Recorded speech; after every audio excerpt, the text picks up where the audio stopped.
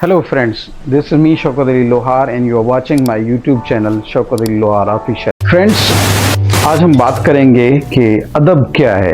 अदब की बहुत सारी डेफिनेशंस हैं और उसको एक डेफिनेशन में बंद नहीं किया जा सकता। जैसे अदब जो है वो विलियम वर्ड्सवर्थ के वर्ड्स में जो है spontaneous overflow of powerful feelings recollected in tranquillity, ये कहा जाता है। पर मैं उससे बढ़कर ये कहूँगा कि इंसानी जो भी जज्बात हैं, जो भी ख़यालात हैं, जो इंसानी तख़य्युल है, उसके हवाले से इंसानी खुशियों, इंसानी गमी अलमनाक वाक़यात और सफ़रिंग्स जो हैं, उनकी तर्जुमानी जो राइटिंग में होती है उसको हम अदब कहते हैं। और वो राइटिंग जो है वो पोइट्री की सूरत में हो सकती है, वो ड्रामा की सूरत में हो सकती है, वो फिक्शन की सूरत में हो सकती है, वो नॉन फिक्शन की सूरत में हो सकती है, और टेक्निकल नाम है जैसे वो क्रिटिसिज्म की सूरत में हो सकती है। अब आते हैं पोइट्री की तरफ।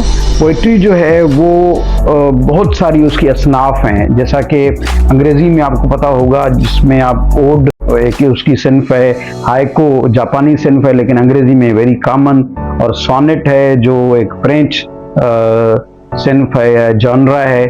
और उसके अलावा आपने देखा होगा मोनोलॉग्स हैं, जैसे रॉबर्ट ब्राउन के बहुत सारे मोनोलॉग्स मशहूर हैं, और जॉन कीट्स की जो ओड्स हैं वो बहुत सारी मशहूर हैं। Ode to autumn, ode to Psyche, बहुत ज़बरदस्त तरीके से आपने ये पढ़ी भी होंगी और ये इनमें बहुत इफ़ेक्टिव हैं। जैसे शेले ने कहा था कि if winter comes can spring be far behind. अंग्रेज़ी अदब में ये ऐसे शोरा हैं जिनका अंग्रेज़ी अदब में बहुत बड़ा मकाम है, जिसमें आपको one of the leading figure जो है वो शेक्सपियर है, जिन्होंने कहा है कि out out brief candle out that frets and struts an hour upon a stage and heard no more.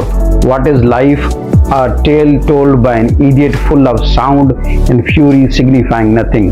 Shakespeare ने बहुत सारे ड्रामे भी लिखे, जैसा कि उनके लिए कहा जाता है कि उन्होंने 39 तक ड्रामे लिखे, जिसमें कॉमेडी, ट्रेजेडी और हिस्ट्री और वगैरह प्लेज जो है ना वो शामिल हैं। उसके अलावा उन्होंने बहुत सारे सोनेट्स भी लिखे हैं। तो शायरी में आप उर्दू में जैसे मीर तकी मीर का नाम और अल्लामा इकबाल का नाम है, फैज़ और फराज का नाम है, उनकी शायरी बहुत मशहूर है और उनमें वो जो ग्रेंजर ऑफ थॉट है वो बहुत पाए का है, बहुत कमाल का है।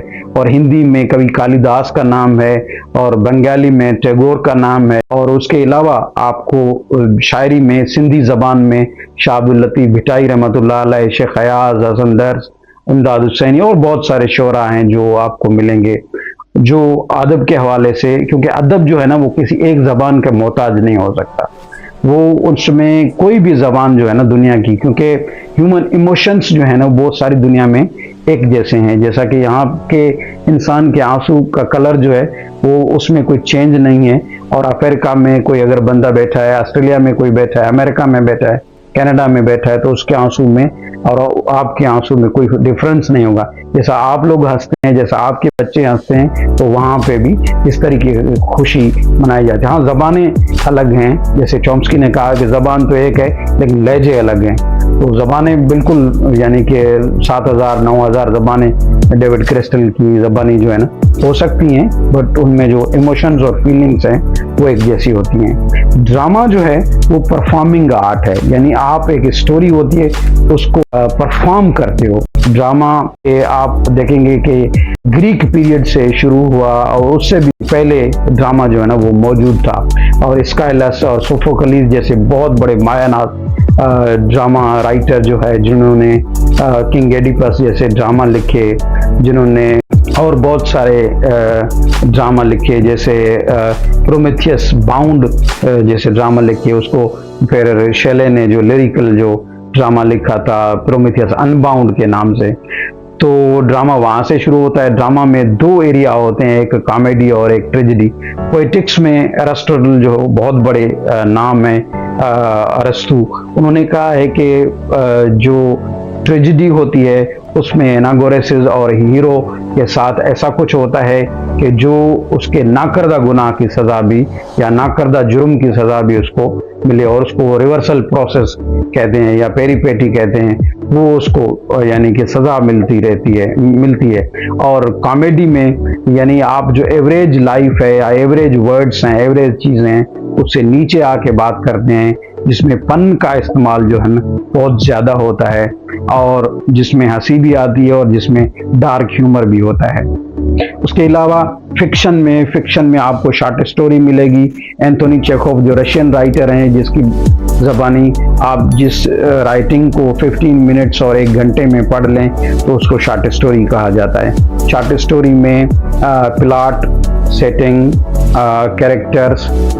कैरेक्टर्स में राउंड कैरेक्टर, फ्लैट कैरेक्टर और बहुत सारी और चीज़ें होती हैं। उसके अलावा स्टोरी में यानी कि डायलॉग जो हैं वो बहुत बड़े इम्पॉर्टेंट होते हैं। और शॉर्ट स्टोरी जो है उसमें अगर क्लाइमेक्स जो है वो अगर ज़बरदस्त किस्म का रखा जाए, जैसे अंग्रेज़ी में राइटर हैं ओ हेनरी या हेमिंगवे, आप उसकी शॉर्ट स्टोरीज पढ़ के देख लें, आप यानी कि दंग रह जाएंगे। उसके अलावा गाय डी मोपासा की एक शॉर्ट स्टोरी है जैसे नेकलेस, तो वो आपको ये रोंगटे खड़े कर देती है कि ये क्या हो गया भाई, क्लाइमेक्स और एंटी क्लाइमेक्स इतना खतरनाक किस्म का, इतना ज़बरदस्त किस्म का उन्होंने वहाँ पे दिया है। उसके अलावा फिक्शन में नॉवेल्स होते हैं, नॉवेल्स को पॉकेट थिएटर भी कहा जाता है। दुनिया में बहुत बड़े मशहूर नावल निगार हैं। नावल में 2 कैटेगरीज हैं, एक जो है एक जॉनरा जिसको हम लर्नेड लिटरेचर या लर्नेड फिक्शन कहते हैं, जिसमें हमारा वो फिक्शन आ जाता है जिसमें लिटरेरी फिक्शन जो होता है, जिसमें आप कह सकते हैं वर्जीनिया वुल्फ है, हेमिंगवे हैं, और उसके अलावा एमाइल जोला हैं, और शर्लॉक होम्स हैं, और वॉर एंड पीस जैसा नावल है जो टॉलस्टॉय ने लिखा था। ये नावल जो है ना, इसको क्लासिकल नावल या लर्नेड नावल हम कह सकते हैं। उसके अलावा आपको जो पॉपुलर या पल्प लिटरेचर भी मिलेगा, जिसमें स्टीफन किंग का नाम मशहूर है, निकोलस स्पार्क का नाम मशहूर है, अगाथा क्रिस्टी मिस्ट्री के हवाले से मशहूर हैं। ये राइटर जो है ना वो पॉपुलर फिक्शन में बहुत बड़ा इनका नाम है, शॉर्ट स्टोरी लिखने में या इवन नावल लिखने में, पॉपुलर फिक्शन में इनका बहुत बड़ा नाम है। इवन आज के जो राइटर हैं जिसमें ओरान पामोक है, वो तो लर्नेड फिक्शन में आते हैं और पॉपुलर फिक्शन दोनों में आते हैं। इसी तरीके से आप अरुंधति राय हैं, वो भी बहुत बड़ी नावल निगार हैं, जिसकी book God of small things और मिनिस्ट्री ऑफ अटमोस्ट हैप्पीनेस बहुत मशहूर हैं। उन्होंने ये नावल जो है 20 साल के बाद दूसरी नावल लिखी है, और पहली नावल जो है बर्मुदा, जो एक यानी केरला रियासत के हवाले से लिखी गई है, वो भी बहुत मशहूर है। पाकिस्तान में अंग्रेज़ी लिखने वाले बहुत सारे राइटर हैं, जिसमें कामिला शमसी हैं, जिसमें मोहम्मद हनीफ हैं, जिसमें मोहसिन आमिद हैं, जिसमें बहुत सारे और राइटर हैं जो नावल के हवाले से बहुत बड़े नाम हैं।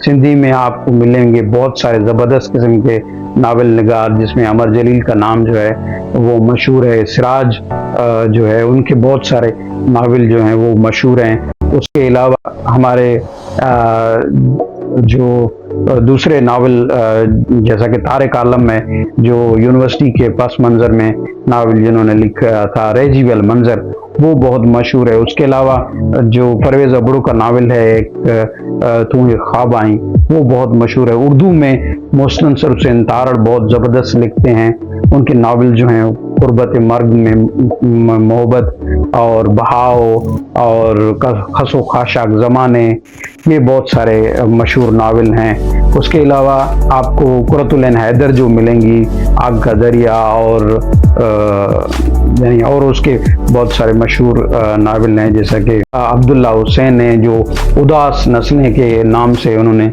नावल लिखी। उसके अलावा भी उन्होंने बहुत सारे यानी कैद वगैरह ये नावल लिखी, लेकिन ये नावल जो है उनकी पहचान बन गया, जो आज तक नस्ल दर नस्ल लोग पढ़ते आते हैं और ये चलता आ रहा है। इसके अलावा आपने देखा यानी नावल, नावेला, नावलेट, ये 3 फॉर्मेट होते हैं लिखने के। नावल जो है उसका कैनवास बहुत बड़ा होता है, उसमें एक सेंट्रल स्टोरी होती है और बाकी जो है वो डाइग्रेशंस होते हैं, और उसकी यानी 7 स्टोरीज जो है ना वो चलती रहती हैं। कभी नावल को चैप्टर्स में बदला जाता है, कभी ऐसे ही लिखा जाता है। उसके अलावा आप देखेंगे कि नॉवेल के साथ साथ एक और सिन्फ जो है वो मशहूर है, जिसको कहते हैं क्रिटिसिज्म, तनकीद नगारी। तनकीद नगारी एक फनी एतबार से अदब में बहुत उसका मकाम है इस सिन्फ का, जिसमें आप किसी भी शाहपारे को, किसी भी मास्टरपीस जो भी लिटरेचर का है, उसको आप उसकी मेरिट्स और डीमेरिट्स बहुत सारे हवालों से देखते हैं। ऑटोबायोग्राफिकल हवाले से भी देखते हैं आप, यानी फेमिनिस्टिक अप्रोच भी देखती है कि उनमें फेमिनिस्टिक अप्रोच के हवाले से भी आप देखते हैं कि उसमें औरत का किरदार कितना है और औरत को कितना स्क्रीन टाइम दिया गया है, उसको रीडरशिप कितनी दी गई है, उसमें किरदार कितने हैं। जैसे बर्न्ड शैडोज है, कामिला शमसी का मशहूर नावल है, वो औरत के हवाले से बड़ा, ये आइस कैंडी मैन अपना वापसी सिद्धवा का नावल है, वो बहुत मशहूर है। तो क्रिटिसिज्म में यानी कि हम ये देखते हैं कि कोई चीज़ अगर लिखी गई है तो उसमें जो मेरिट्स और डीमेरिट्स को परखा जाता है, उसके हवाले से उसमें फॉर्मलिज्म को देखा जाता है, स्टाइलिस्टिक्स को देखा जाता है। और अदब में यानी फिगर्स ऑफ स्पीच जो हैं वो बहुत बड़ा उनका रोल है, जिसमें आप सिमिली, मेटाफर, मेटोनिमाय, ओनोमेटोपिया, पन और आयरनी, सेटायर, बहुत सारी और जो डिवाइसेस हैं उनका यूज़ होता है। जो आप एग्जेजरेशन जैसे हाइपरबोले है, तो ये ज़्यादातर इस्तेमाल होती हैं। बट 5 ऐसी चीज़ें हैं जिसको आप जो है ना किसी भी अदबी शाहपारे को जो है ना आप पढ़ सकते हैं और फिर उसको जो है ना अदबी असनाफ में उसको मोतबर करके पेश कर सकते हैं। पहली है ग्रेंजर ऑफ थाट, यानी कि उसमें आइडिया और थाट जो है वो मोतबर होना चाहिए, ज़बरदस्त किस्म का होना चाहिए। उसमें अगर ट्रिवियल किस्म का मीडियोकर थाट है तो वो अदब यानी नहीं कहला सकता। अदब के हवाले से यानी मोतबर चीज़ जो है, अगर कॉमेडी में भी है तो उसमें भी ख्याल रखा जाए कि वो अगर कॉमेडी मार्क ट्वेन के हवाले से है, अगर वो कॉमेडी यानी कि पतरस बुखारी के हवाले से है, यानी इन मोतबर राइटर के हवाले से है, तो डेफिनेटली तो वो ज़बरदस्त किस्म की होगी। बट अगर वो कॉमेडी जो है जिसमें यानी गालम गलोच हो तो उसको हम कॉमेडी नहीं कह सकते, भले वो यानी कैसी भी कॉमेडी हो। तो ग्रेंजर ऑफ थाट यानी थाट की एलिवेशन बहुत ज़रूरी है। दूसरे नंबर पे उसमें आते हैं यानी लोडेड विथ इमोशंस, बहुत सारे इमोशंस उसमें ऐसे लगे कि यानी कि आप उसको देखें तो वो फुल ऑफ इमोशंस हो, ह्यूमन इमोशंस उसमें काम आते हैं। उसके अलावा तीसरे नंबर पे उसमें है फिगर्स ऑफ स्पीच, यानी फिगरेटिव लैंग्वेज हो, लैंग्वेज जो भी आप यानी सुने या पढ़ें या आप देखें तो उसमें आपको लगे कि हाँ वाकई इसमें जो ज़बान इस्तेमाल की गई है वो कमाल की ज़बान इस्तेमाल की गई है। चौथे नंबर पे आता है डिक्शन। डिक्शन को कहते हैं असलूब, यानी लिखने का तरीका कैसे, आप कैसे पहचानेंगे ये अलेक्जेंडर पोप की लिखी हुई चीज़ है, ये शेक्सपियर की लिखी हुई चीज़ है, ये मिल्टन की लिखी हुई चीज़ है, या ये पतरस बुखारी की लिखी हुई चीज़ है, ये किसी पाकिस्तानी राइटर की है, इंडियन की है, जैसे अरुंधति राय की लिखी हुई चीज़ है, तो आपको पता कैसे चलेगा?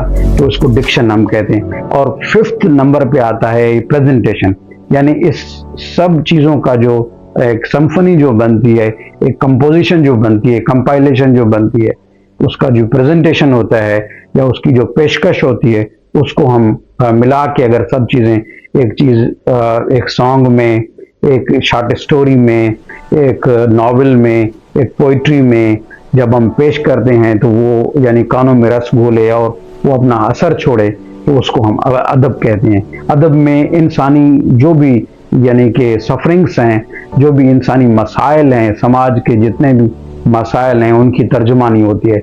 अदब जो है वो समाज का आईना होता है और उस आईने में अगर समाज की शक्ल जो सूरत है उसमें बहुत सारे यानी झुर्रियाँ पड़ी हुई हैं, यानी मसाइल हैं, प्रॉब्लम्स हैं, इश्यूज हैं, तो उसको बहुत ही एक आर्टिस्टिक अंदाज से ग्राफ्टिंग करके ज़बरदस्त तरीके से अगर आप पेश कर रहे हैं तो वो पनपारा होगा, एक शाहपारा होगा, और वो उस यानी ज़बरदस्त किस्म के नावल की तरह होगा। जैसे लेट मी गो एक नावल है जो आप पढ़ेंगे तो आपके रोंगटे खड़े हो जाएंगे, या ब्लाइंडनेस जोसे